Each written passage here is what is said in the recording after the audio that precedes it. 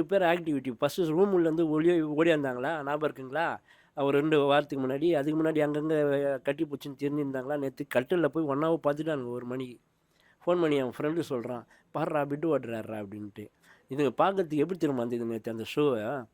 ஆ அசிங்கமான படம் நடிப்பான அந்த மியா கலிஃபாவும் ஜானி சின்ஸு இவங்க 2 பேரை பார்த்த மாதிரி இது கேவலமாக. என்னையா தமிழ்நாட்டில் பிக் பாஸ் இப்படி படுத்தே ஒரு பொண்ணு அசிங்கம் பண்ணுகிறான், அந்த பொண்ணு அவன் கூட அசிங்கம் பண்ணுகுது, ஒரு பொண்ணு அசிங்கமாக திட்டுனுக்கிறான், கேவலமாக திட்டுன்னு இருக்கான், குழந்தை பிறந்ததை பற்றிலாம் அசிங்கமாக பேசுகிறான். அவனை ஒன்றும் விட்டு இப்படி கம்முன்னு தன்னோட கண்டென்ட்டுக்காக வேடிக்கை பார்த்துன்னுக்கிறாரு இவர். இவர் பிக் பாஸ் நடத்துகிறாரா இல்லை என்ன நடத்துகிறாரு? வேல்முருகன் அண்ணன் ஏற்கனவே வாசல் வரைக்கும் போய் சண்டை போட்டு வந்தார். ஆனால் இந்த வாட்டி கதுவை ஒற்றின்னு உள்ளே போய் ஒவ்வொருத்தனையும் புழக போகிறாருன்னு மட்டும் நல்லா தெரியுது.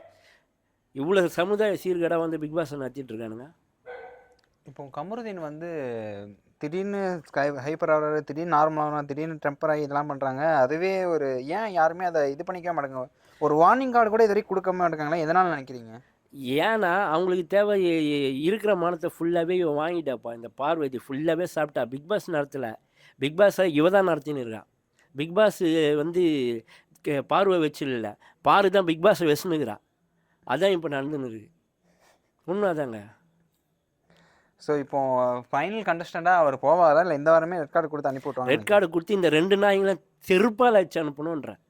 செருப்பால் வச்சு அனுப்பணும். ஒரு பொம்பளையை எப்படி ஹேண்டில் பண்ணணும்னு தெரியல. ஒரு ஆம்பளையை எல்லாரையும் வரவங்களாம் மிஸ்பிஹேவ் பண்ணுகிறா இவ. எல்லாரையும் அசிங்கமாக திட்டுன்னு இருக்கா. என்ன பொண்ணு அது?